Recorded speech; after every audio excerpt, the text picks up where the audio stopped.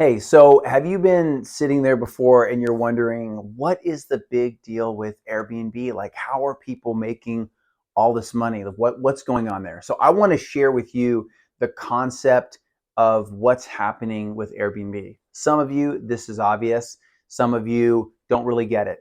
And so here's the breakdown. Look, we've got our beautiful home right here. I know we got a little tree and a little beautiful picket fence here. Okay, I know I'm an artist. It's amazing. Okay, so we've got our home. What is the deal with Airbnb? What's going on? So the founders, right? Little story. Go back. The founders. Some of you know the story. They're in college. They need to make a little bit of extra money. I will use. Got my pens here. They were trying to figure out how do we make a little bit of extra money. So they're like, hey, there's a concert, there's an event going on in town. Why don't we just put up a quick website, and why don't we rent space on our couch, get some air mattresses, and rent out the space on our floor. So if we do a little zoom out, they've got their apartment, so it's more an apartment than a home. But we do a little zoom out, right? What's happening in the room? So they've got their couch, right? And then you get the idea. All right.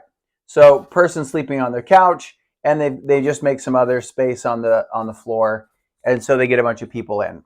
So they were able to make money, and obviously Airbnb explodes from there. So, but what's the principle of what's going on? The principle is use what you have with where you are right now. That was the principle that they operate on. They said, what do I have right now that can be turned into an asset? And I have the place where I live and sleep. And other people coming from out of town don't have a place where they live and sleep. So, and they tapped into what we call the shared economy. And it's huge, right? That's where you've got Uber and Lyft.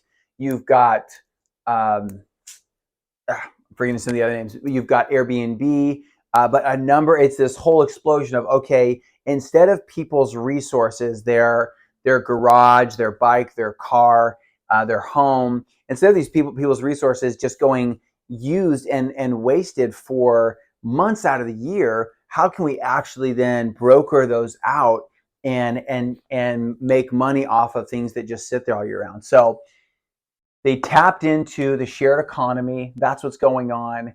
And they used what they had with where they were right then and there. So that's the principle. If you're trying to figure out, and I'll share some stories later on and some of the models and processes of how I used Airbnb to make money, to turn it into a business. But if you're in your life right now, you use this principle, looking around saying, if you're trying to figure out, hey, how do I make a couple extra $1,000s a month?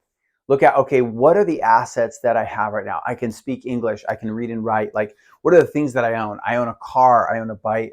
I rent a house, whatever. I own a house. So think about that and think, how could I actually leverage this and turn this into cash flow? That's the principle.